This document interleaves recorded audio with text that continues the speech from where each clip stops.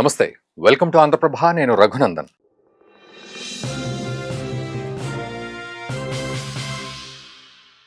So మనం international subjects ఎన్నో మాట్లాడుకుంటాం. అందులో ఈరోజు కొత్తగా పోలాండ్ గురించి మనం మాట్లాడుకుందాం. ఎందుకంటే పోలాండ్కి సంబంధించిన deputy prime minister, foreign minister ఆయన మన దగ్గరికి రావడం జరిగింది. ఎందుకంటే సెంట్రల్ యూరోప్లో ఉంటుంది పోలాండ్. చక్కగా మంచి చల్లటి వాతావరణం ఉంటుంది పోలాండ్లో. చదువుకున్న వాళ్ళు ఎక్కువగా ఉంటారు. మంచి క్రమశిక్షణ కూడా ఉంటుంది.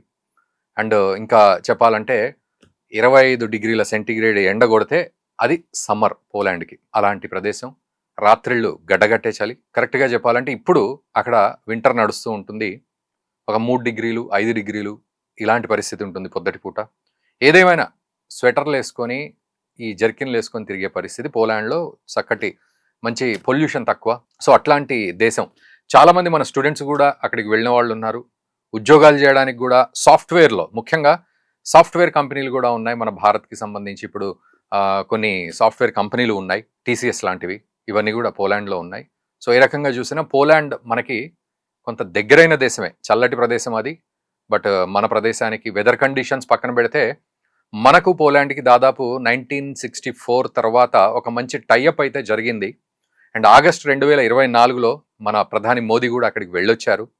బయలాటరల్గా మనం ఇంకా నెక్స్ట్ లెవెల్కి వెళ్దామని ప్రధాని మోదీ కూడా అక్కడ చెప్పడం జరిగింది. అయితే మనతోటి ఎంత అద్భుతంగా టైఅప్స్ ఉన్నాయో, అంటే కొలోనియలిజం లేకపోతే ఇట్లాంటివన్నీ కూడా పోలాండ్కి కూడా నచ్చదు. మనకు కూడా బ్రిటిష్ వాళ్ళు వచ్చి మనల్ని దెబ్బకొట్టారు కాలనీస్ కట్టుకొని. సో పోలాండ్ కూడా అట్లాంటి కాలనీస్కి విరుద్ధం. ఇండిపెండెంట్ దేశంగా ఉండే కోరిక తనకి. చాలా ఇండిపెండెంట్గా ఉంటుంది. ఇవన్నీ ఓకే. అయితే ఇతను డిప్యూటీ ప్రైమ్ మినిస్టర్ ఎవరైతే వచ్చారో అతను, సో ఈ యూరోపియన్ యూనియన్ రేపు 27 జనవరి 26, 27 ఇక్కడే ఉంటారు వాళ్ళు. సో దానికంటే ముందే ఇతను వచ్చి కూర్చున్నాడు. సో మన external affairs minister S Jaishankar గారు కూడా ఆయనతో కౌంటర్ పార్ట్ మాట్లాడి ఒక మంచి వార్నింగే ఇచ్చారు, స్వీట్ వార్నింగే ఇచ్చారు. అదేంటో ఈ వీడియోలో మనం మాట్లాడుకుందాం. ఆ స్వీట్ వార్నింగ్ ఏంటి అనేది. వాళ్ళు కూడా ఒప్పుకున్నారు, ఎస్ ఇది నిజమే అని చెప్పి. 2 విషయాల్లో, ఒకటి పాకిస్తాన్ విషయంలో, ఇంకోటి అమెరికాకి సంబంధించిన విషయంలో, అండ్ యుక్రెయిన్ కాన్ఫ్లిక్ట్ విషయంలో కూడా. అయితే ఓవరాల్గా నేను చెప్తాను, డైలాగ్ టు డైలాగ్ అనే విషయం కాకుండా. పాకిస్తాన్ విషయంలో మన ఎస్ జయశంకర్ గారు ఏమన్నారంటే, పోలాండ్ మీరు మాకు కొత్త ఏం కాదు, మీరేమి స్ట్రేంజర్స్ కాదు మాకు, మీరు చాలా familiar, more than familiar. So అట్లాంటి పోలిష్ పీపుల్ మీరు. అట్లాంటిది మీరు జీరో టాలరెన్స్ ఉండాలి టెర్రరిజం మీద. కానీ మీరేం చేస్తున్నారు? అయితే జీరో టాలరిజం ఉండాలి అనేది ఆయన డైలాగు. ఇక్కడి నుంచి మనం కంటిన్యూ చేసుకుందాం ఈ వీడియోలో. ఏంటి అంటే, మరి మీరేం చేస్తున్నారు పోలాండ్ వాళ్ళు అంటే, పాకిస్తాన్తో సంబంధాలు పెట్టుకుంటున్నారు. పాకిస్తాన్ తోటి కూడా 1954 తర్వాత సత్సంబంధాలు పెట్టుకుని, ఒక రకంగా చెప్పాలంటే వరల్డ్ వార్ 2లో పోలాండ్కి సంబంధించిన వాళ్ళు రెఫ్యూజీలుగా పాకిస్తాన్లో ఉన్నారు. సో వాళ్లను పాకిస్తాన్ ఆదుకుంది. ఇదొక ఎత్తైతే, పాకిస్తాన్ ఎయిర్ ఫోర్స్ బిల్డింగ్ విషయంలో పాకిస్తాన్కి సంబంధించిన సైనికులను ట్రైన్ చేసే ఈ కాన్సెప్ట్ విషయంలో, ఓవరాల్ కాన్సెప్ట్ నేను మాట్లాడేది, డీప్గా వెళ్ళట్లేదు. బట్ ఈ విషయంలో పోలాండ్కి సంబంధించిన వాళ్ళు, అక్కడి మిలిటరీ కూడా సపోర్ట్ చేసింది. సింగిల్ లైన్లో చెప్పాలంటే పాకిస్తాన్ సపోర్ట్ పోలాండ్కి, పోలాండ్ సపోర్ట్ పాకిస్తాన్కి ఉంది. సో ఏమిటి అంటే, వెంటనే పోలాండ్, పాకిస్తాన్ ఎంత మంచి దేశం మనకు, ఇండియా కూడా కాదు ఇక్కడ, పాకిస్తాన్ ఎంత మంచి దేశం అని చెప్పి వాళ్ళకి సంబంధించిన ఎనర్జీ విషయంలో కావచ్చు, లేకపోతే ఇట్లాంటి ఆర్మీ ఎయిర్ ఫోర్స్ ఇట్లాంటి విషయాల్లో కావచ్చు, లేకపోతే రకరకాల విషయాల్లో పాకిస్తాన్తో అంటగాగుతూ వచ్చింది పోలాండ్. ఈ అంటగాగుతూ వస్తే ఓకే, సరే, పాకిస్తాన్ మీద ప్రేమ చూపెట్టింది, పాకిస్తాన్ ఏం చూపెడుతుందనే తర్వాత సంగతి. బట్ వాళ్ళు ఏం చేశారంటే, మెల్లిమెల్లిగా పాకిస్తాన్కి సంబంధించిన ఇష్యూస్లో, అండ్ భారత్కి సంబంధించిన కామన్ ఇష్యూ ఏముంది, కాశ్మీర్ విషయం, పిఓజేకే విషయం. సో ఆ విషయంలో పోలాండ్ ఏంటంటే ఉచిత సలహా, మీరు యుద్ధ ట్యాంకులతోటి యుద్ధాలు చేసుకోవడం కాదు, మీరు కూర్చొని మాట్లాడుకొని ఏ భూభాగం ఎవరిది అని డిసైడ్ చేసుకొని వీలైతే మీరు ఇప్పుడు ఉన్న పిఓజేకి ఏదైతే ఉందో అది పాకిస్తాన్కే ఇచ్చేయాలి అని పోలాండ్ ఒకానొక సందర్భంలో చెప్పింది. 2 స్టేట్ థియరీ లాగా మనం ఇజ్రాయెల్ పాలస్తీనా విషయంలో ఎట్లయితే మాట్లాడతామో ఇంచుమించు అదే విధంగా, ఓవర్వ్యూలో మాట్లాడుతున్నాను నేను, ఇంచుమించు అదే విధంగా పోలాండ్ కూడా పాకిస్తాన్కి సపోర్టుగా మీరు పిఓజేకే విషయంలో కూడా చాలా కొంచెం అంటే లిబరల్గా ఉండాలి అని భారత్కు క్లాస్ బీకే ప్రయత్నం చేసింది. సో ఇది జరిగిందనమాట. ఇది దృష్టిలో పెట్టుకొని మన ఎస్ జయశంకర్ గారు పోలాండ్ డిప్యూటీ పిఎం మన దగ్గరికి వచ్చేంత వరకు కూడా ఆయన ఓపిక పట్టాడు పాపం. ఎప్పుడో అంటే ఎప్పుడొస్తారో సరే, పోలాండ్ ఎప్పుడొస్తుందో మన దగ్గరికి, వచ్చినప్పుడే ఈ మాట కొడదామని చెప్పి ఆయన డిసైడ్ అయ్యారు. టక్కున జీరో టాలరిజం ఉండాలండి పోలాండ్ గారు మీరు, అంతేగాని పాకిస్తాన్కి సపోర్ట్ చేసి టెర్రరిజంని పెంచి పోషించడం కాదు. 1000 కోట్లు పాకిస్తాన్ తోటి మీరు టైఅప్ అయ్యారు. ఆ 1000 కోట్లన్నీ కూడా బిలియన్స్ ఆఫ్ డాలర్స్ ఏదైతే టైఅప్ బైలాటరల్ గా పాకిస్తాన్తో అయ్యారో అదంతా కూడా పాకిస్తాన్ ఉగ్రవాదుల కోసం వాడుతోంది. మీరంతా కూడా ఏదో పాకిస్తాన్ ఉద్ధరిస్తున్నామంటున్నారు సెంట్రల్ యూరోప్ నుంచి, బట్ అంత సీన్ లేదు పాకిస్తాన్కి. అదంతా తీసుకెళ్లి అటు ఆర్మీ తింటుంది, ఇటు ఉగ్రవాదం తింటుంది అనేది అంతరార్థం. ఈ జీరో టాలరెన్స్ వెనక ఉన్న మీనింగ్ ఇది మీకు ఎక్కడ వీడియోలో దొరకదు. సో ఇది పరిస్థితి. సో ఇట్లాంటి విషయాన్ని చెప్పుతో కొట్టినట్టు పోలాండ్ని కొట్టడం జరిగింది ఈరోజు.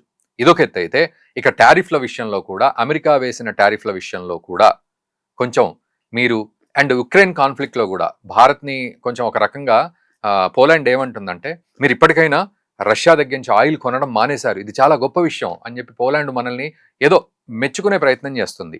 ఈ విషయంలో కూడా మీరు చాలా కన్విన్సింగ్గా, స్ట్రాటజికల్గా, అన్జస్టిఫైడ్గా, అన్ఫెయిర్గా భారత్ని కార్నర్ చేస్తూ ఉన్నారు.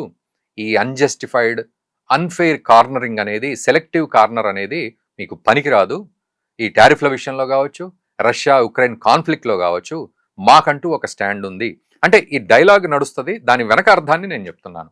సో యుక్రెయిన్ అండ్ రష్యా విషయంలో మేము ఎవరి సైడు లేము, మేము కేవలం శాంతిని కాముకంగా దేశం మాది. సో శాంతిని మాత్రమే మేము సపోర్ట్ చేస్తున్నాం.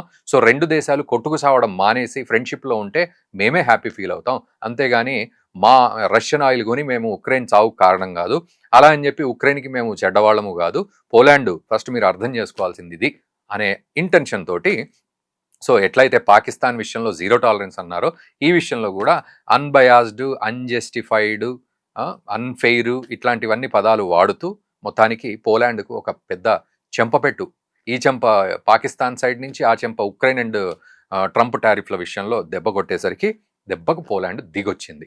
ఈరోజు పోలాండ్ ఖచ్చితంగా దిగి రావాల్సిందే, ఎందుకంటే రేపు ఈ ఫ్రీ ట్రేడ్ అగ్రిమెంట్ ఏదైతే ఉందో యూరోపియన్ యూనియన్ అండ్ భారత్కి సంబంధించి, ఇది ప్రపంచంలో ఎవరు ఆపినా అది ఆగని ట్రేడ్ అగ్రిమెంటు. కాబట్టి పోలాండ్ మన దగ్గరికి రావాల్సిందే. ఢిల్లీలో జరుగుతోంది రేపు 26, 27, 28 ఇట్లాంటి కొన్ని డేస్. సో కాబట్టి వాళ్ళు ముందే వచ్చి కొన్ని టైఅప్స్ అన్ని చేసుకోవడం అయితే జరుగుతుంది.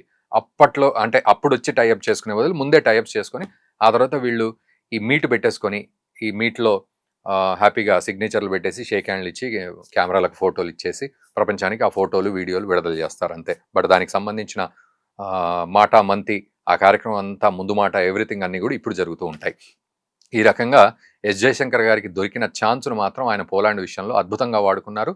పోలాండ్ కూడా ఒక మంచి మాట చెప్పారు. ఏమిటి అంటే, మీరు ఇలా ఎలా పడితే అలా ఆలోచించడం మానండి మీ దేశం, ఎందుకంటే మీకు మాకు 2023, 24 ఇలాంటి సందర్భాల్లో ఆలోచిస్తే 1 million, 3 million dollars, billions of dollars ఇవన్నీ కూడా పెంచుకుంటూ పోతున్నాం.